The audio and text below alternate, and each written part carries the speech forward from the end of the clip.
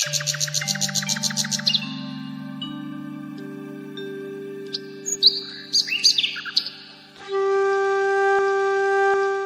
തലമുറകളായി നിങ്ങൾക്കൊപ്പം PRS hospital. മഴ മഴ മഴ മഴ വന്നാൽ എൻ്റെ കുട. മഴയുടെ പരസ്യം നമ്മൾ കണ്ടില്ലേ? മഴ വന്നാൽ പോപ്പിക്കുട എന്ന് പറഞ്ഞ് വലിയ പരസ്യം കണ്ടില്ലേ? എന്തായാലും മലയാളിയെ മഴ ഇപ്പോൾ രക്ഷിച്ചു. നമ്മുടെ കാലാവസ്ഥാ വകുപ്പ് ഇപ്പോൾ ഒരു വനിതയാണ് ഭരിക്കുന്നത്. അവരുടെ പേര് ഞാൻ പറയുന്നില്ല, ഒരു വനിതയാണ്. എന്തായാലും അവരുടെ പ്രവചനം, ആ ടീമിന്റെ ഇപ്പോഴത്തെ പ്രവചനം മനോഹരമായിരുന്നു. മെയ് 24 മഴ വരുമെന്ന് പറഞ്ഞു, 24 തന്നെ മഴ വന്നു. 30 കുറയുമെന്ന് പറഞ്ഞു, 30 കുറഞ്ഞു. ഏത് ജില്ലകളിലൊക്കെയാണോ പിന്നെ മഴ കൃത്യമായി പിടിക്കും എന്ന് പറഞ്ഞു അവിടെയെല്ലാം മഴ പിടിച്ചു. യെല്ലോയും ഓറഞ്ചും പിന്നെ റെഡും തമ്മിൽ അതിപ്പോ നമ്മൾ ടെക്സ്റ്റൈൽസ് പോയി തുണി എടുത്താൽ പോലും രാത്രിയാണ് തുണി എടുക്കുന്നതെങ്കിൽ ചെറിയ കളർ ബ്ലൈൻഡ്നെസ് ഒക്കെ വരുമല്ലോ, അത് പകലും വരും, അത് കാര്യമില്ല. യെല്ലോ ഓറഞ്ചും ഒക്കെ നമ്മൾ പറയുമ്പോൾ അല്ലല്ലോ, നമ്മുടെ മച്ചമ്പി ഒന്നുമല്ലല്ലോ മഴ, നമ്മൾ പറയണം അതുപോലെ ഇങ്ങോട്ട് വരാൻ. എന്നാലും മോർ ഓർ ലെസ് കൂടിയും കുറഞ്ഞ രീതിയിൽ നമുക്ക് കിട്ടിയ ഒരു അറിവാണ്. സാങ്കേതിക വിദ്യ വളരെ വലുതായിരിക്കുന്നു. റെഡ്, ഓറഞ്ച്, യെല്ലോ അലർട്ടൊക്കെ വന്നത് UK മഴ ഉണ്ടായപ്പോൾ അതിൽ നിന്നാണ് ഈ കഥ വന്നത്. സീരിയസ് ആയിട്ട് നമുക്ക് കാര്യം പറയാം. മഴയായതുകൊണ്ടാണ് ഞങ്ങൾ അവതരിപ്പിച്ച് തുടങ്ങിയത്. മഴ നമ്മുടെ നൊസ്റ്റാൾജിയാണ്, നമ്മുടെ കൂടെ ഉള്ള ആളാണ്, നമുക്ക് പ്രണയം തരുന്ന ആളാണ്, പാട്ട് തരുന്ന ആളാണ്, നല്ല സുന്ദരിയാണ് ഈ മഴ. അത് ചില്ലാവുള്ള മഴ ഇട്ടാണ് ഞാൻ ഈ വീഡിയോ ചെയ്യുന്നത്, വലിയ മഴയത്തല്ല. അപ്പോ ബ്രിട്ടീഷുകാരാണ് നമുക്ക് ആദ്യമായിട്ട് ഈ കളർ കോഡ് തന്നത്. ഓറഞ്ച്, യെല്ലോ, അലർട്ട്, റെഡ് എന്നൊക്കെ പറഞ്ഞാൽ അലർട്ട് തരുന്നത്. റെഡ് ആണെങ്കിൽ വലിയ മഴ, ഓറഞ്ച് ആണെങ്കിൽ കുറച്ച് മഴ, യെല്ലോ ആണെങ്കിൽ വളരെ കുറവാണ്, ഗ്രീൻ ആണെങ്കിൽ മഴയില്ല. അതാണ് എൻ്റെ ഒരു കഥ. അപ്പോ ഇത് തീവ്രതയൊക്കെ വെച്ച് തരുന്നതാണ്. പക്ഷെ എന്തായാലും 1-ാം തീയതിയോട് 30-ാം തീയതിയോടുകൂടി മഴ മാറിയിട്ടുണ്ട്. പക്ഷെ ഒരു കാര്യം ശ്രദ്ധിക്കണം, അതിനാണ് ഞാൻ ഈ വീഡിയോ ചെയ്തത്. ഈ മാറിപ്പോയ മഴ അല്ലെങ്കിൽ ഇപ്പൊ കുറഞ്ഞിരിക്കുന്ന മഴ വരാം. നമുക്ക് ജൂൺ തുടങ്ങിയിട്ടേ ഉള്ളൂ.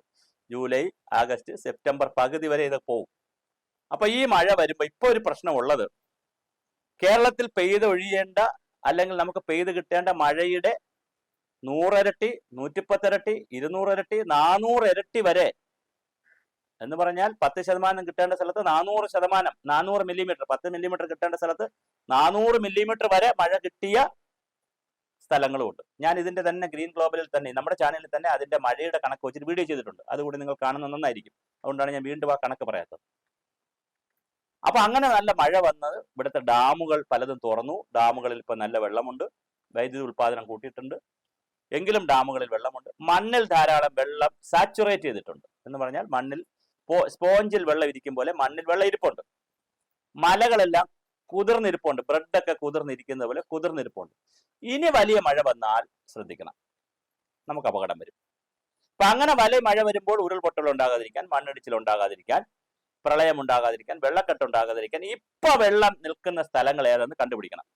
ഇപ്പൊ പഞ്ചായത്ത് രാജ്, നിലമ്പൂർ മാത്രമല്ല തെരഞ്ഞെടുപ്പുള്ളൂ, വേറെ സ്ഥലത്തുള്ള പഞ്ചായത്തുകൾക്ക് വേറെ പണിയൊന്നുമില്ലല്ലോ ഇപ്പോൾ. ആ സമയത്ത് പഞ്ചായത്ത് രാജ് സ്ഥാപനങ്ങൾ, പിന്നെ സന്നദ്ധ സംഘടന ഇപ്പോൾ ജൂൺ 5 വരികയാണ്. ജൂൺ 5 മുതൽ വൃക്ഷം വയ്ക്കുന്ന പരിപാടി സെപ്റ്റംബർ 30 വരെ എങ്ങാണ്ട് ഗവൺമെന്റ് അനൗൺസ് ചെയ്തിട്ടുണ്ട്. അപ്പൊ ഇതിന്റെ ഭാഗമായി വ്യാപകമായി ഗൃഹസന്ദർശനം നടത്തിക്കണം ആളുകളെ കൊണ്ട്.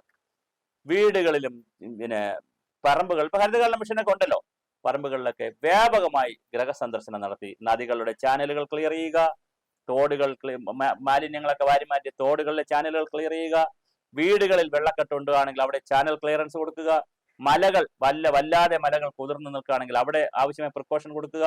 ആ രീതിയിൽ വലിയ സംരക്ഷണ പ്രവർത്തനം നടത്താനുള്ള ഒരു ഗ്യാപ്പ് പീരീഡ് ആയിട്ട് ഈ സമയത്ത് കാണണം.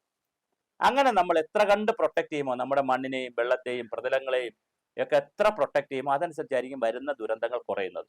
അപ്പൊ എന്തായാലും മഴ നമുക്ക് സന്തോഷം നൽകുന്നു. ഇപ്പോ 30-ാം തീയതിയോടുകൂടി വലിയ മഴ അങ്ങ് മാറി തന്നു. ഇപ്പൊ വീണ്ടും ചിന്നുത്ത മഴ മാത്രമേ ഉള്ളൂ. ഇത് നമുക്ക് സഹിക്കാവുന്നതാണ്, പൊറുക്കാവുന്നതാണ്. നമ്മുടെ കിണറുകളിലെല്ലാം വെള്ളം വന്ന് തുടങ്ങി. മഴവെള്ള സംഭരണം നമുക്ക് നടത്തേണ്ട സമയമാണ്. കിണർ റീചാർജ് ചെയ്യാം. അതിന്റെ വീഡിയോ ഞാൻ ചെയ്തിട്ടുണ്ട്, മഴവെള്ള സംഭരണിയുടെ വീഡിയോ ചെയ്തിട്ടുണ്ട്, അത് നിങ്ങൾക്ക് കാണാം. പിന്നെ മഴയുടെ കണക്ക് ഞാൻ വീഡിയോ ചെയ്തിട്ടുണ്ട്, അതെല്ലാം നിങ്ങൾ മനസ്സിലാക്കി. നമ്മൾ അതുകൊണ്ട് ഗ്രീൻ ഗ്ലോബൽ നിങ്ങൾ സ്ഥിരമായി കാണുക. ഇത് വ്യത്യസ്തമായ വിഷയങ്ങൾ, അല്ലാതെ കൊലപാതകവും പിന്നെ തല്ലും അടിയും അഫ്രീതിയും മാത്രമൊന്നും അല്ല വരുന്നത്. അതും വരും. ഒരു സ്ഥാപനം എന്നുള്ള നിലയിൽ, ഒരു മീഡിയ എന്നുള്ള നിലയിൽ എല്ലാ വാർത്തകളും വരും. പക്ഷെ കൂടുതലും വരുന്നത് പരിസ്ഥിതി, വെള്ളം, മഴ, ഇത്തരം കാര്യങ്ങളൊക്കെയാണ്, കാലാവസ്ഥാ മാറ്റമൊക്കെയാണ്. അപ്പൊ അതുകൊണ്ട് നിങ്ങൾ തീർച്ചയായും ഈ വീഡിയോസ് കാണണം. മഴയെ കൈകാര്യം ചെയ്യാനാണ് നമ്മൾ പഠിക്കേണ്ടത്. ഒരു മഴ സാക്ഷരതയാണ് നമുക്ക് വേണ്ടത്. ഒരു റെയിൻ ലിറ്ററസി, ഒരു വാട്ടർ ലിറ്ററസി. ഈ പെയ്തൊഴിയുന്ന ഓരോ തുള്ളി മഴയുമാണ് നമ്മുടെ കിണറ്റിൽ, നമ്മുടെ കുളത്തിൽ, നമ്മുടെ പറമ്പിൽ, നമ്മുടെ ചെടികൾക്ക്, നമ്മുടെ പക്ഷിമൃഗാദികൾക്ക് എല്ലാം വെള്ളമായി വരുന്നത് ഈ പെയ്തൊഴിയുന്ന മഴയാണ്. ഇത് 72 മണിക്കൂർ കൊണ്ടാണ്, 44 മുതൽ 72 മണിക്കൂർ കൊണ്ടാണ് കടലിൽ പൊയ്ക്കൊണ്ടിരിക്കുന്നത്. പക്ഷെ അത് ഇപ്പോൾ അതിന്റെ വേഗതയും കൂടിയിട്ടുണ്ട്. 3 മീറ്റർ ആഴമുള്ളൂ. അതുകൊണ്ട് മണ്ണിൽ ഒരുപാട് വെള്ളം കരുതി വെക്കാനും പറ്റില്ല ഒരേ സമയം. അപ്പൊ അതുകൊണ്ട് ഈ വെള്ളത്തെ നമുക്ക് കൈകാര്യം ചെയ്യുന്നത് എങ്ങനെ? ഓടുന്ന വെള്ളത്തെ നടത്തുക, നടക്കുന്നതിന് നിർത്തുക, നിൽക്കുന്നതിന് ഇരുത്തുക, ഇരിക്കുന്നതിന് കിടത്തുക, കിടക്കുന്നതിന് ഉറക്കാൻ അനുവദിക്കുക. ഇങ്ങനെ പരമാവധി വയൽ സംരക്ഷിക്കുക, പരമാവധി കാട് സംരക്ഷിക്കുക, പുതിയ കാടുകൾ വച്ചുപിടിപ്പിക്കുക, വൃക്ഷങ്ങൾ വെച്ചുപിടിപ്പിക്കുക, കാവുകൾ പരമാവധി സംരക്ഷിക്കുക, തോടുകൾ സംരക്ഷിക്കുക. ഇങ്ങനെ നിലവിലുള്ളതിനെ സംരക്ഷിക്കണം, മാലിന്യരഹിതമായി സൂക്ഷിക്കണം. അതോടൊപ്പം പുതിയ മഴക്കുഴി എടുക്കുക, കല്ലുകയാല വെക്കുക. ഇപ്പൊ തൊഴിലുറപ്പ് പദ്ധതിയൊക്കെ ഉണ്ടല്ലോ, വലിയ പിന്നെ ഇതിന് ധാരണയൊക്കെയുള്ള കമ്മീഷനാണ് അവിടെ ഇരിക്കുന്നത്. നേരത്തെ ലാൻഡ് യൂസ് ബോർഡിന്റെ കമ്മീഷണറൊക്കെ ആയി പല സ്ഥലങ്ങളിലും പല പ്രോജക്റ്റുകളൊക്കെ ചെയ്തിട്ടുള്ള ആളാണ് തൊഴിലുറപ്പ് മിഷൻ ഡയറക്ടർ. അദ്ദേഹത്തിന് ഇതിനൊക്കെ ധാരണയുള്ള ഒരു IAS കാരനാണ്. അപ്പോൾ എല്ലാവരും ഉണ്ടല്ലോ. അപ്പോൾ വളരെ നന്നായി ഈ നമ്മുടെ പറമ്പുകളിലൊക്കെ രാമച്ചം വെച്ച് പിടിപ്പിക്കുക, മറ്റ് സസ്യങ്ങളെ വെച്ച് പിടിപ്പിക്കുക. അതുപോലെ വൃക്ഷവൽക്കരണത്തിൽ ഫലവൃക്ഷങ്ങൾക്ക് മുൻതൂക്കം കൊടുക്കുക, വയ്ക്കുന്നതിലൊരു ശാസ്ത്രീയത കണ്ടെത്തുക. കാരണം ഇപ്പോൾ എങ്ങനെയെങ്കിലും വെച്ച് പിടിപ്പിക്കുന്നതാണ് കുറേ വർഷം കഴിയുമ്പോൾ അത് അപകട മരങ്ങളായി മാറുന്നത്. അപ്പോൾ അതൊരു ശാസ്ത്രീയത കൊണ്ടുവരിക. പറമ്പുകളിൽ രാമച്ചം വെച്ച് പിടിപ്പിക്കുക, സുബാബുള്ള്, ചെമ്പരത്തി, അതുപോലുള്ള ശീമക്കൊന്ന പോലുള്ള വെച്ച് പിടിപ്പിക്കുക. അത് വേനൽക്കാലത്ത് നമുക്ക് പുതയിടാൻ ഉപയോഗിക്കാം. അങ്ങനെ മഴയെ പിടിക്കാനുള്ള, മഴയെ തളയ്ക്കാനുള്ള, മഴയെ കൈകാര്യം ചെയ്യാനുള്ള ഒരു സമൂഹമായി നമ്മൾ മാറണം. വെള്ളത്തെ സ്നേഹിക്കുന്ന, ബഹുമാനിക്കുന്ന, മഴയെ കരുതുന്ന ഒരു മഴ സാക്ഷരതയുടെ നാടായി നമുക്ക് മാറ്റാം. അതിനുള്ള നിരവധി പ്രവർത്തനങ്ങൾ നിങ്ങൾ ഏറ്റെടുക്കണം. തീർച്ചയായും ഇത് വലിയ തോതിൽ ഇത്തരം മഴയെ പിടിക്കുന്നതിനുള്ള സംവിധാനങ്ങളൊക്കെ ഉണ്ട്. ഞാൻ തന്നെ ധാരാളം വീഡിയോസ് ചെയ്തിട്ടുണ്ട്. പിന്നെ ഭാഷാ ഇൻസ്റ്റിറ്റ്യൂട്ട്, DC ബുക്സ് ഒക്കെ, എൻ്റെ ബുക്സൊക്കെ എഴുതിയിട്ടുണ്ട്. ധാരാളം ലേഖനങ്ങൾ ഞാൻ ചെയ്തിട്ടുണ്ട്. അപ്പോൾ നിങ്ങൾക്ക് ആവശ്യമുള്ളവർക്ക് അതും നമുക്ക് ഷെയർ ചെയ്യാൻ പറ്റും. സാങ്കേതിക വിദ്യകൾ നിങ്ങൾക്ക് ആവശ്യമുണ്ടെങ്കിൽ എന്നെ വിളിക്കാം. മഴവെള്ള സംഭരണികൾ നിർമ്മിക്കുന്നതിനും ഈ പറയുന്ന ജലസംരക്ഷണം നടത്തുന്നതിനുമൊക്കെ നിങ്ങൾക്കുള്ള സംശയങ്ങൾക്കും എൻ്റെ നമ്പർ എടുത്ത് നിങ്ങൾക്ക് വിളിക്കാം. നെറ്റിലുമൊക്കെ എൻ്റെ നമ്പർ അവൈലബിൾ ആണ്. ഗ്രാമത്തിൽ ഇതിൻ്റെ പല വീഡിയോസിലും എൻ്റെ നമ്പർ കൊടുത്തിട്ടുണ്ട്. അപ്പോൾ അതുകൊണ്ട് നിങ്ങൾക്ക് അത് കിട്ടുന്നതാണ്. അത് നിങ്ങൾക്ക് എടുത്ത് വിളിക്കാം. തീർച്ചയായും നമുക്ക് മഴയെ കൂടി സ്നേഹിക്കുന്ന, മഴയെ പ്രണയിക്കുന്ന നല്ലൊരു സമൂഹമാകാം. നമ്മുടെ കാലാവസ്ഥാ വകുപ്പ് പ്രത്യേകം ഇതിനൊരു മഴയെ കൃത്യമായി നിർവചിച്ച് വരുന്നതിൽ നമുക്ക് അവരെ പ്രകീർത്തിക്കാം. നേരത്തെ സംസ്ഥാന അടിസ്ഥാനത്തിലാണ് മഴയുണ്ട് അവർ പറഞ്ഞുകൊണ്ടിരുന്നത്. പെയ്യാനും പെയ്യാതിരിക്കാനും സാധ്യത ഉണ്ടെന്നൊക്കെ പറഞ്ഞിരുന്നു. അതെല്ലാം പോയി. അവർ പറഞ്ഞാൽ പെയ്യും, അവർ പറഞ്ഞില്ലെങ്കിൽ പെയ്യൂല. എന്തോ ഒരു ധാരണ മഴയും കാലാവസ്ഥാ വകുപ്പുമായി ഉണ്ടാക്കിയിരിക്കുന്നു എന്ന് നമുക്ക് തോന്നുന്നു. വിധമാണ് ആ കാര്യങ്ങൾ നടക്കുന്നത്. എന്തായാലും നമുക്ക് ഇനിയും സൂക്ഷ്മതലത്തിലേക്ക്, ഇപ്പോൾ ആസ്ട്രേലിയയിലേക്ക് പോലെ മഴ പെയ്യുമെന്ന് പറഞ്ഞാൽ ആ മണിക്കൂർ, മിനിറ്റ് വെച്ച് മഴ പറയാൻ കഴിയുന്ന രീതിയിൽ നമ്മുടെ പ്രവചനമൊക്കെ മാറട്ടെ. തീർച്ചയായിട്ടും നമുക്ക് മഴയെ അറിയുന്ന ഒരു സമൂഹമായി, മഴയെ കൂടി പഠിക്കുന്ന ഒരു നാടായി മാറാം. അങ്ങനെ നമുക്ക് ദുരിതങ്ങൾ ഒഴിവാക്കാം, മഴയെ നമ്മുടെ കൂട്ടുകാരാക്കാം.